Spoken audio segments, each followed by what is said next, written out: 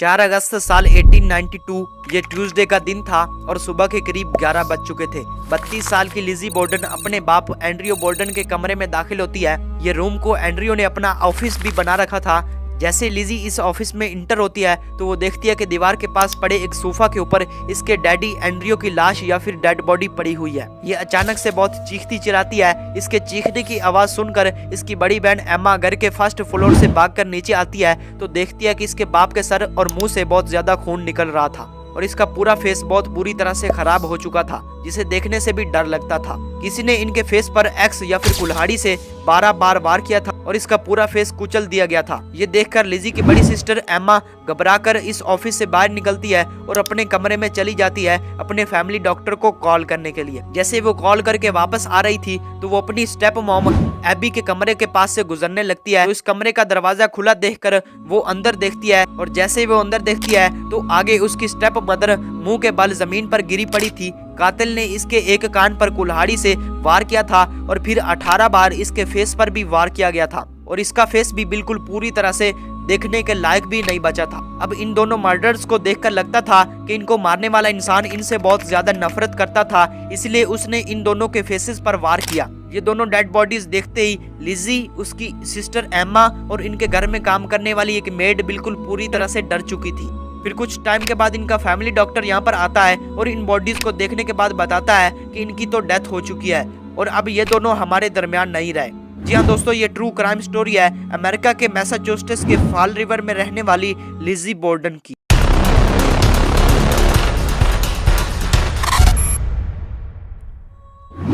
अब इन दोनों मर्डर्स का कातिल कौन था और इसने पूरे घर में इन दोनों हस्बैंड वाइफ को ही क्यों मारा, जबकि घर में बाकी लोग भी मौजूद थे। आखिर इतनी बुरी तरह और बेरहमी से ही क्यों? तो चलिए जानते हैं इस केस की असल मिस्ट्री के बारे में। हेलो दोस्तों, मैं हूं आपका अपना यार और दोस्त मिस्टर बशीर। तो चलो हमेशा की तरह शुरू से सब कुछ स्टार्ट करते हैं।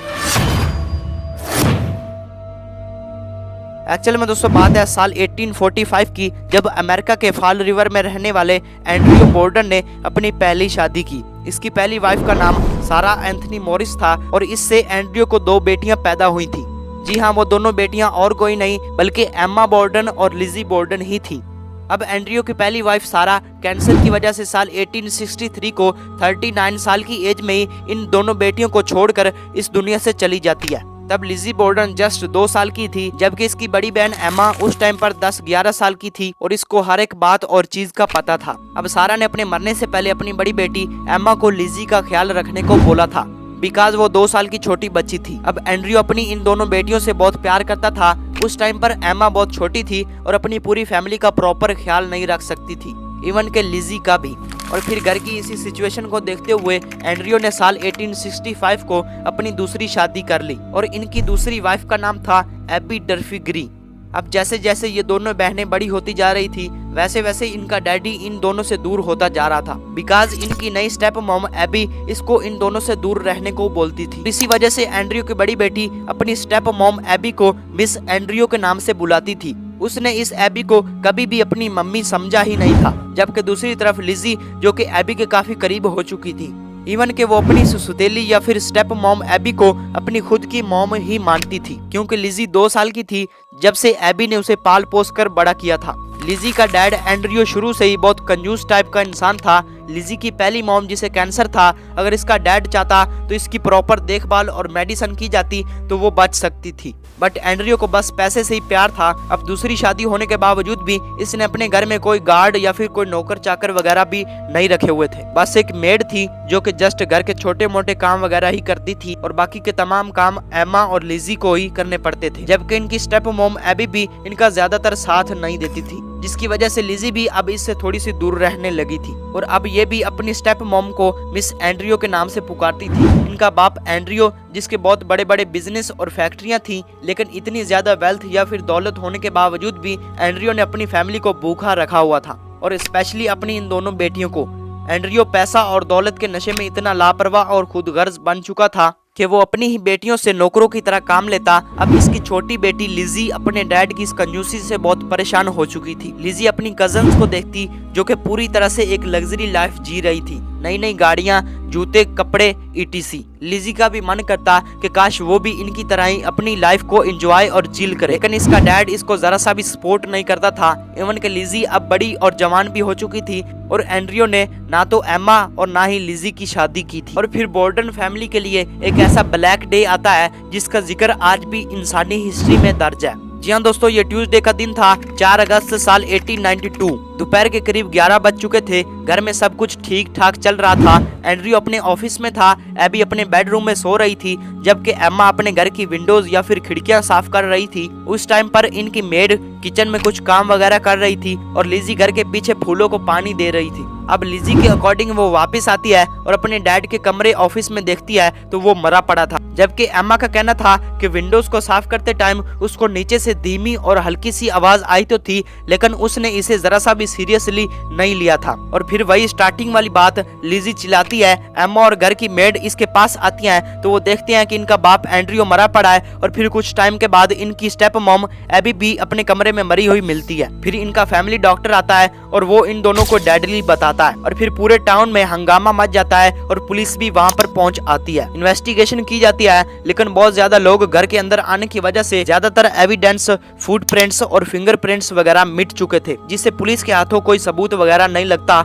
लेकिन फिर इन्वेस्टिगेशन करते करते पुलिस नीचे घर के बेसमेंट में जाती है तो इनको वहाँ से एक कुल्हाड़ी का अगले वाला हिस्सा मिलता है। अब जाहिर सी बात है कि जब कोई इतनी जोर से और इतनी ज्यादा बार इस कुल्हाड़ी को चलाएगा तो वो टूटेगी ही। और इस कुल्हाड़ी के ऊपर मिट्टी भी डाली गई थी, ये दिखाने के लिए कि ये तो कई दिनों से यहाँ पर पड़ी हुई है। और फिर मजीद इन्वेस्टिगेशन करते हुए पुलिस को इस बेसमेंट में पड़ी एक बकेट या फिर बाल्टी के अंदर से एक औरत के कपड़े मिलते हैं। इन कपड़ों का कलर ब्लू था और ये खून से भरे हुए थे। पुलिस ने जब घर वालों से इन कपड़ों के बारे में पूछा तब लिजी ने कहा कि ये मेरे खुद के पीरियड्स वाले कपड़े हैं जिसकी वजह से इन पर खून लगा हुआ है। तब पुलिस इन कपड़ों को वहीं पर रख देती है और चुपचाप वहां से चली जाती है। मगर एक बार फिर जब पुलिस इन्वेस्टिगेशन करने के लिए आती है तो तब लिजी से कुछ सवाल पूछे जाते हैं जिनका जवाब वो कुछ ठीक तरह से नहीं दे रही थी। तुमने आखिरी बार अपने पेरेंट्स को कब देखा था और क्या तुम्हारे अपने पेरेंट्स के साथ कोई झगड़ा वगैरह भी चल रहा था या फिर नहीं? और अगर तुम बाहर ही थी तो तूने किसी को आते जाते या फिर चीखते चिल्लाते हुए क्यों नहीं देखा?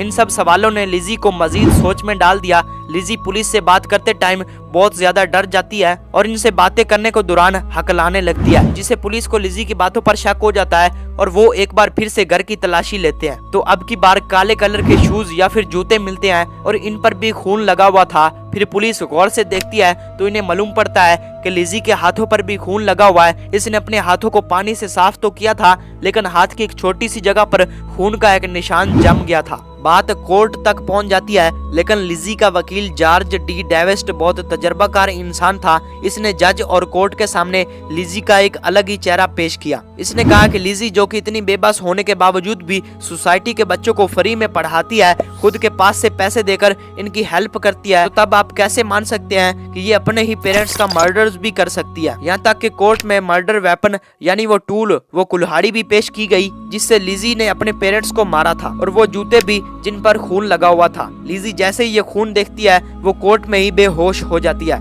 या फिर बेहोश होने का नाटक करती है, जिससे जज ये फैसला सुनाता है कि एक ऐसी लड़की जो कि जस्ट जरा सा खून देखकर बेहोश हो गई, वो भला कैसे 2 मर्डर्स कर सकती है, और वो भी अपने पेरेंट्स के। और वैसे भी इस केस का कोई आई विटनेस और ज्यादा एविडेंस भी मौजूद नहीं थे, जिसकी वजह से लिजी को रिहा कर दिया जाता है। इसके हिस्से में खानदानी जायदाद और विरासत आती है, जिससे वो भी अपनी कजन्स की तरह लग्जरी लाइफ जीने लगती है। तरह तरह के कपड़े और जूते पहनना और अच्छा खाना पीना, अपनी कजन्स की तरह पार्टीज में जाना और एंजॉय करना। यहाँ तक कि ये बात भी कही जाती है कि उस टाइम पर लिजी के पास जो गाड़ी थी वो उस एरिया में पहले किसी के पास भी नहीं थी, मगर लिजी के आसपास रहने वाले लोग इसको अच्छा नहीं मानते थे। इसकी बड़ी बहन एमा घर छोड़कर अलग रहने लगी थी। लोग लिजी से बहुत नफरत करते थे और इसे अपने पेरेंट्स का खूनी मानते थे, जिससे लिजी को अपनी बाकी की पूरी जिंदगी अकेले ही गुजारनी पड़ी। यहाँ तक कि उसने ये घर भी छोड़ा और अपना नाम भी चेंज करके देखा, मगर तब भी लोग इसको खूनी ही मानते थे। और कोई फैमिली या फिर पेरेंट्स अपने बच्चों को